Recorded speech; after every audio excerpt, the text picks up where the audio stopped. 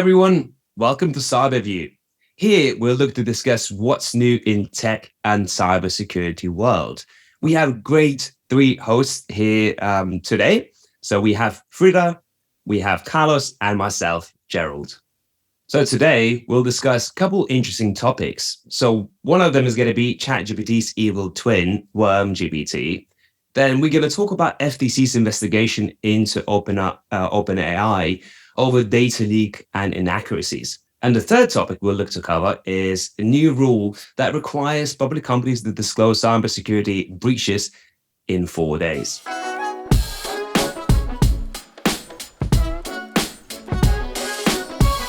So let's jump into today's topic. And the first topic we'll look to cover is ChatGPT's evil twin, WormGPT, that allows cybercriminals to launch sophisticated cyber attacks, basically lowering the entry levels of cybercriminals to understand how to do that.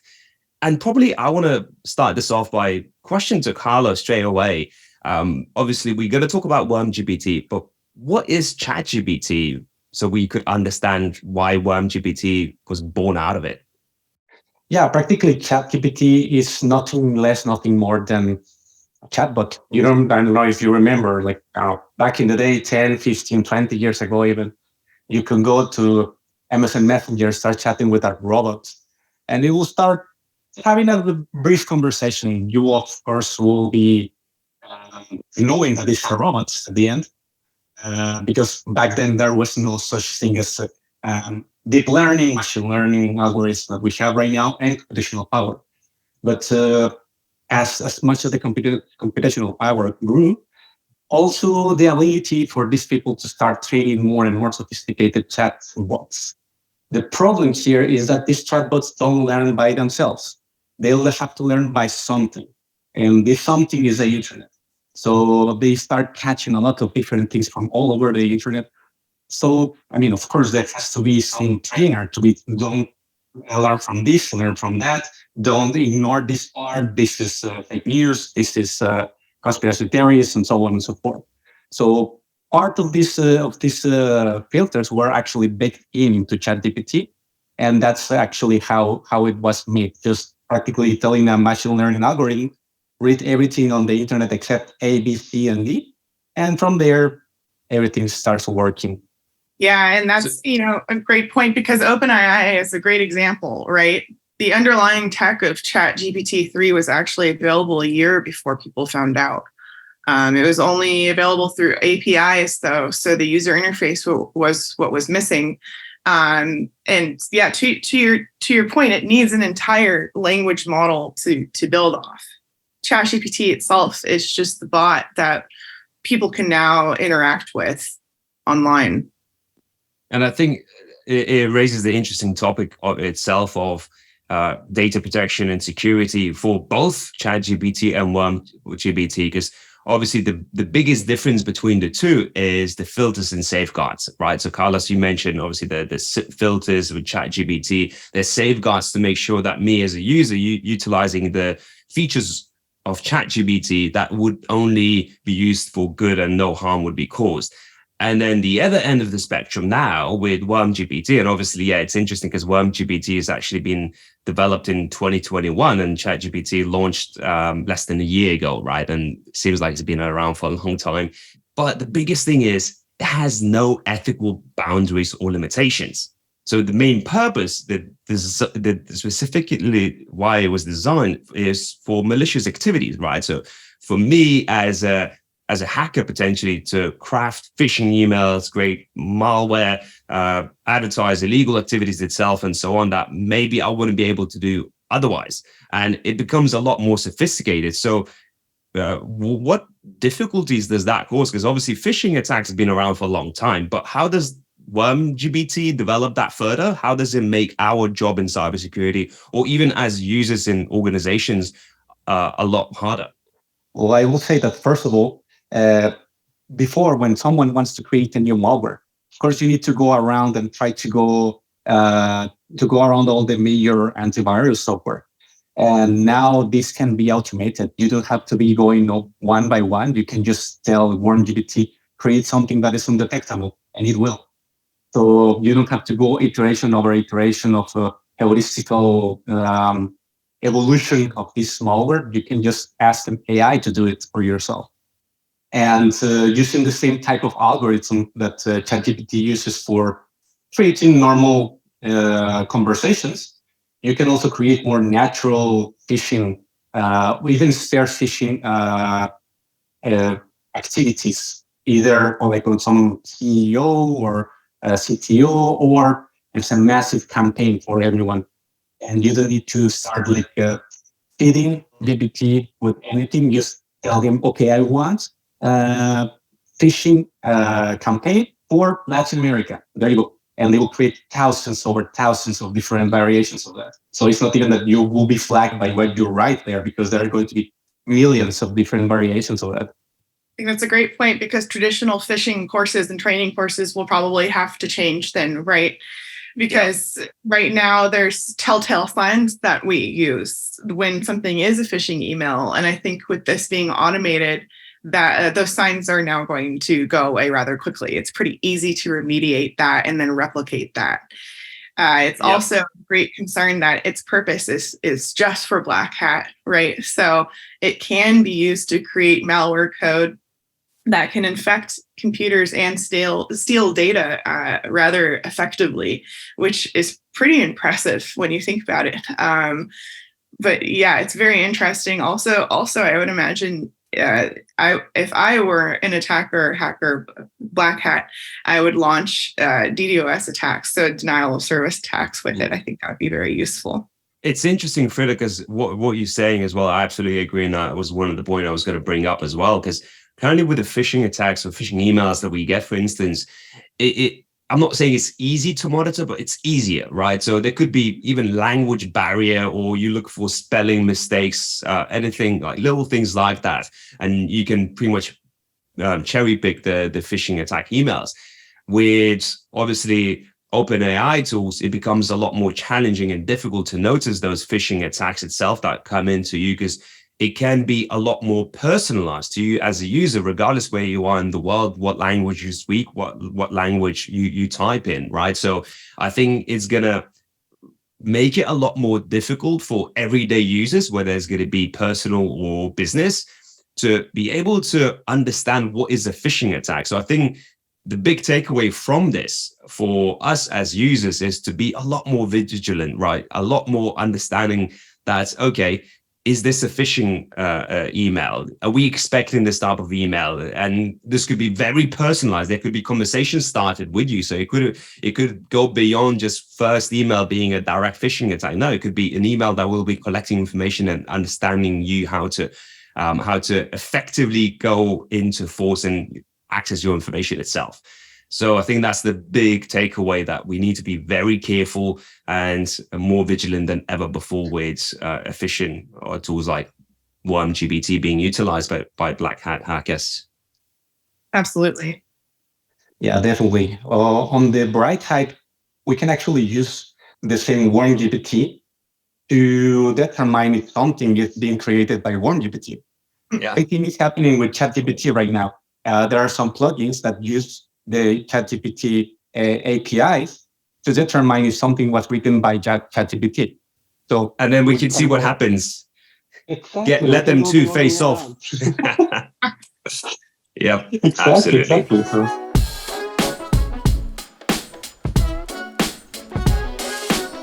For our second topic, we will be talking something similar to what we were talking before. Now the FTC, or the Federal Trade Commission, it's investigating OpenAI and OpenAI tools such as ChatGPT over inaccuracies and data leaks. This is very interesting because, as we were discussing before, all these chat that's happening in ChatGPT, for example, has to be from somewhere. It can be on the internet, it can be in books, it can be in magazines, but there is no clear understanding on where this data is coming from. And this is one of the main risks that we as users and as cybersecurity specialists have, because you are not even sure if the data that's being used to create these chats, to create strange facts, are actually fact-checked. Or if these things that ChatGPT is telling you, maybe they are from another data leak. it was caught in the internet somewhere, and now it's telling it to you.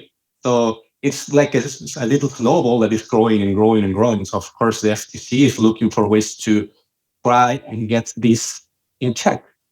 The problem is that AI is always evolving, and kind of hard to put everything on the same square. What do you guys think about this? I think, Carlos, this is a massive and very interesting topic, personally, for me. And what it is, obviously, ChatGPT and like OpenAI tools, growing, right? So, and automatically with any fast development in IT world itself, we need to make sure that we have regulations and valid legislations in place, but that becomes tougher and harder to actually put in place. And that's probably the big issue that Federal Trade Commission is facing, right? How do we put legislations in place, and who's going to enforce those legislations, and what regulations we're going to have in place? And that's where the fight comes in between the big tech companies, OpenAI and so on, trying to fight FTC and for them to say that we're going to regulate ourselves. And then, comes back to the point what you said, Carlos, where if you self-regulate, is that going to be efficient? But then for FTC to put legislations into place that would be enforceable, they need to have full judicial system backing. And it was interesting how, even FTC is not having the full judicial system backing here in the US, where they're getting called for questioning in front of them around enforcement of potential legislations that they're introducing. And I don't know if you guys saw recently as well that judicial system blocked FTC's proposal for merger rejection of Activision and Microsoft. So I think it just goes to show as well that there's that clash even in the government. So that will make it even tougher to put those legislations and moral boundaries in place as well for OpenAI tools. So it's a massive topic. I think it's interesting how that's going to evolve.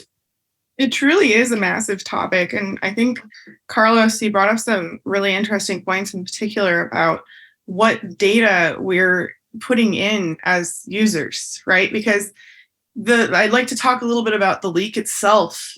So that occurred on, I think, March 8th, 2023 of this year. So it was a bug in OpenAI systems that allowed some users to see payment-related information. So their credit card numbers, their bank account numbers, as well as some other data from chat users' history, chat history, sorry. So, yeah, and again, I've seen many companies react this way, and I know we'll be talking about this in our next topic, but OpenAI said, well, the bug only affected a very small number of users, right? They didn't disclose the exact number, of course. But yeah, again, it's just fascinating to think. And yeah, I do think, Gerald, it's a very large topic, because how do we be proactive about preventing something like this when the very nature of this tool is that users are going to use it kind of like however they want? They're going to put whatever data they want in there. They're going to use it as a chat. Yeah. Carlos, question to you quickly around this also.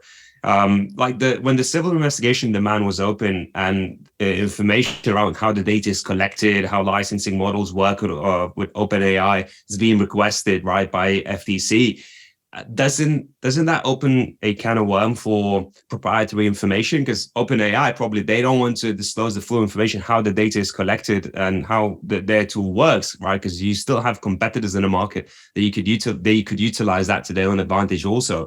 So is that really possible for them to do? And as there's no legislation at the moment, right, are they going to do it? This could set precedent actually for everything that is related to AI, to machine learning. It could be a very big blow for OpenAI, for Google, for Microsoft. Especially Microsoft is investing a lot in AI right now. But on the other hand, you don't actually need to go very into detail of what you are doing. For example, inside of your machine learning algorithm, but you still need to let everyone knows where this data is coming from. They don't publicly broadcast where this is coming from. And the reality is that even if you knew where this data is coming, it's going to be almost an impossible task for an individual or for a smaller company to try to recreate this amount of data, because we're talking about petabytes of information. Yeah. Not even tera, not even giga, petabytes of information just to train one single ChatGPT version. And related to that, of course, you need to as much data as possible. And in order to get more data, they are reusing what you put there to retrain their programs and to make them smarter.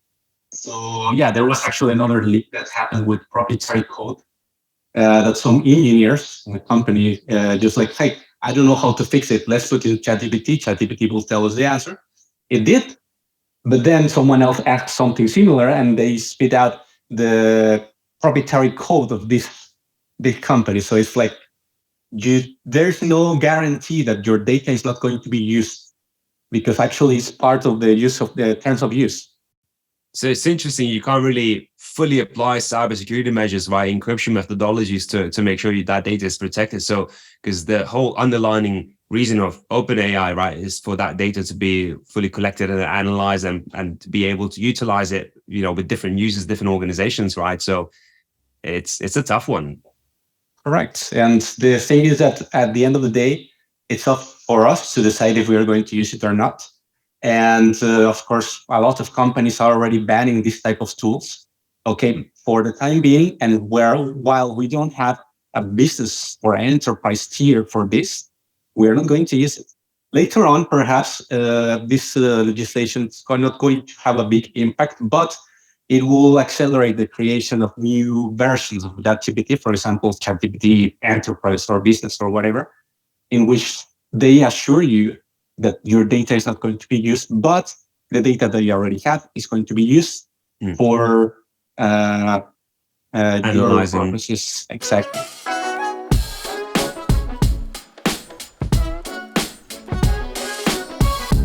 There's a new rule that requires public companies to disclose cybersecurity breaches within 4 days.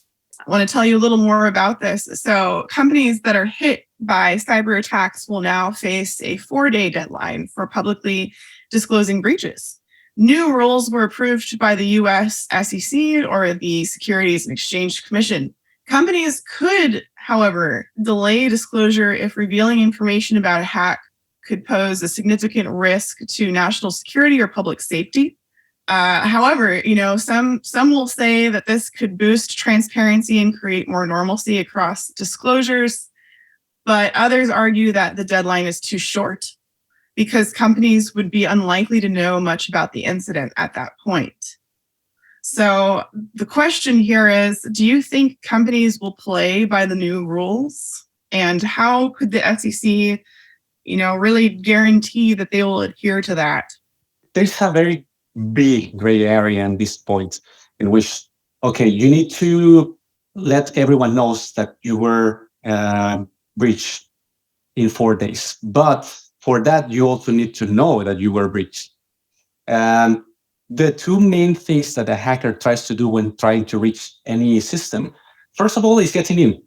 And the second of all is stay in. So they will do their best effort not to be caught. So there could be 3-4 months period where you don't even know that someone is there, someone is listening, someone is getting that information from you. And after 4 days, it could be 4 days, it could be 1 year. It already happened. So that's one of the big issues that I see. The second issue is that you as a company, if you were breached and you know that, you will like to have a little bit more time to close the gaps, the security holes that you already have. Because if not, imagine you have 4 days, you haven't fixed the whole thing, you have to disclose. Now you are practically telling everyone, hey, we were hacked like this because of this. Go. Try hack me. So I always think it like, for example, if you are, let's say you're living in a rough neighborhood and you're trying to close the door to go back to go to work, and you realize that your lock is broken. You're not going to go to the driveway and say, hey, everyone, my lock is broken. You will keep it to yourself. You go get someone that helps you change the lock. And then maybe later on, you can say to your friends, hey, you know what happened to me today? It was, my lock was broken. Luckily, I fixed it before something happened. So yeah, it's a very slippery slope if we start looking into that. Absolutely. To add on this, I will say companies, I think they will play by the rules, but those rules can be highly stretched, right? Like Carlos, like you said as well, the main thing is going to be in the wording, right? So for instance, here, it's within 4 days of identifying an impact, right? Identifying the threat that happened, the cyber attack itself.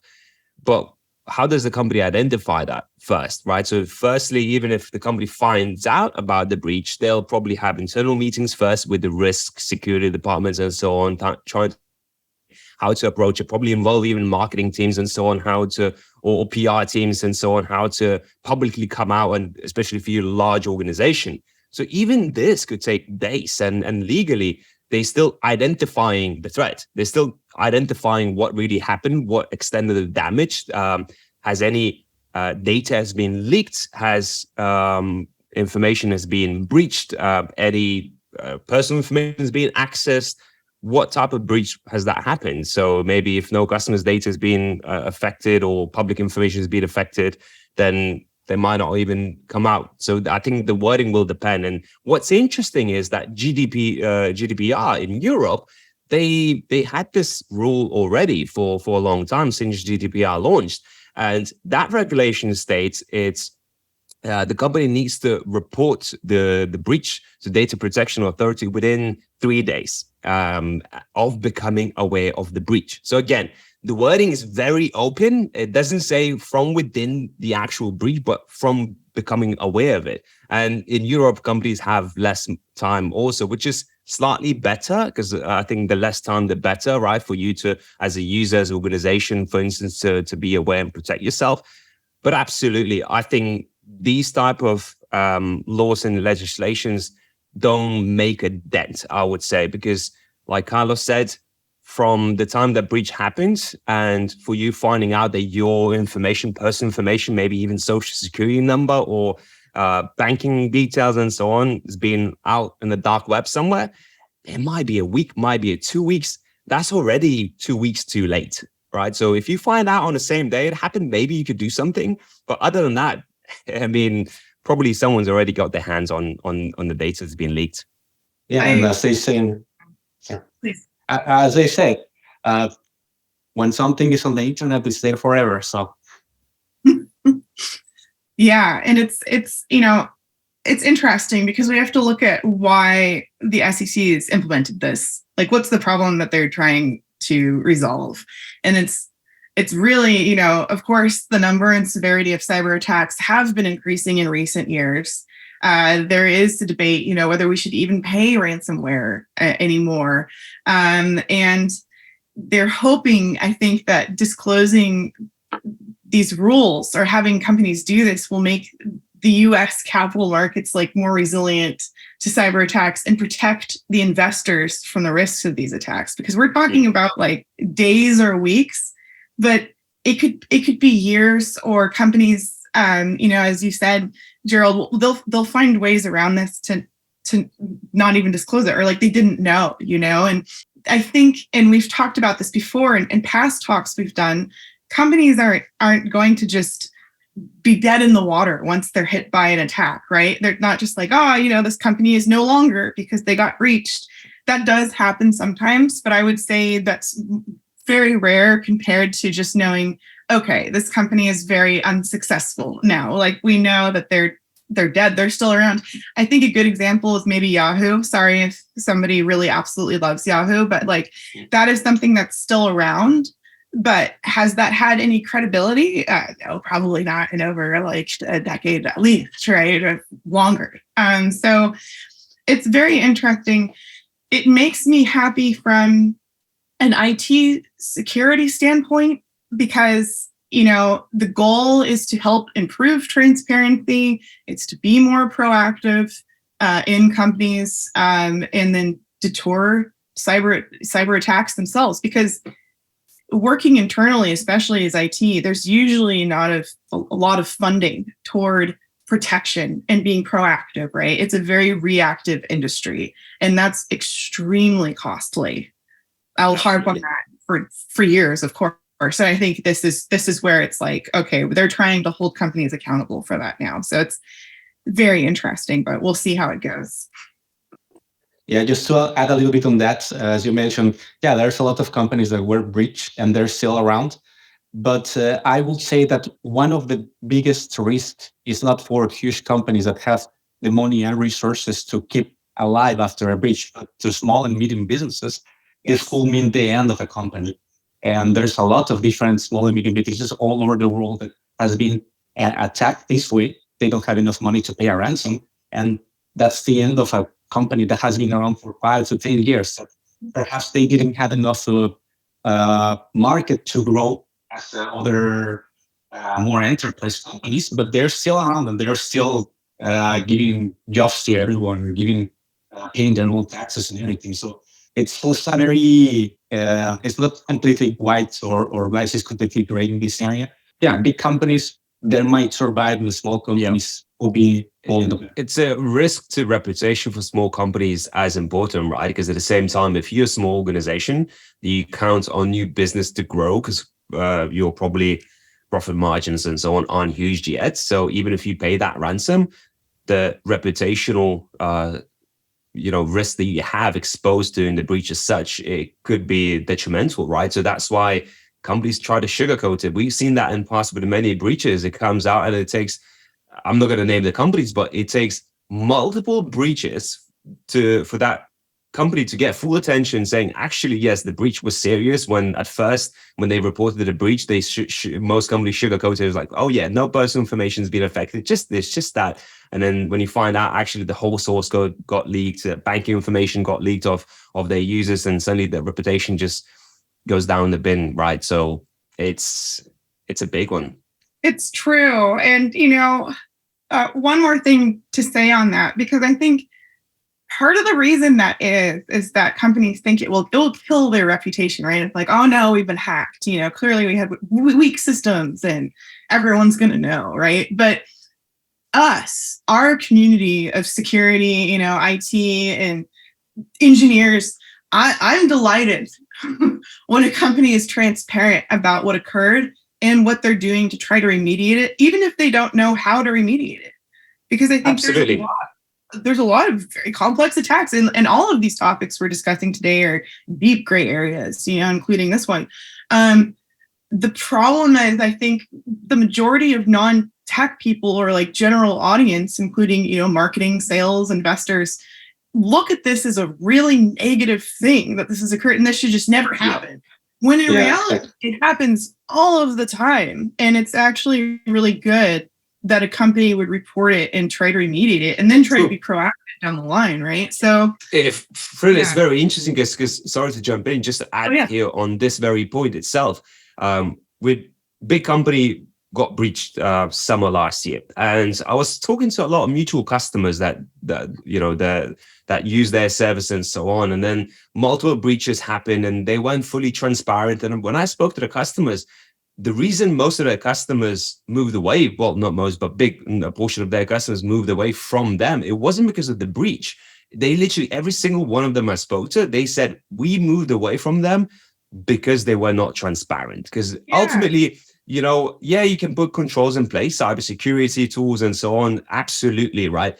But then you can't really fully control if you're going to be attacked or breach in one way or another, right? So obviously you can control that as much as possible, whatever is in your hands. But ultimately, if it does happen to the organization, what determines your next steps is going to be the key, right? How do you operate? How do you conclude what happened and you come out with that ultimately? And what do you do following the potential attack that happens? And like I said, customers, that's what they focus on the most because they understand that things like that can happen, but what have you done about it? Exactly. Yeah, right on. It comes out, you can't sweep it under the rug. Okay, that's it for today's episode. We'd love to hear from you. So please leave any comments or suggestions for us. Please reach out. This is a series, so we're really excited to see you on the next one. Stay tuned.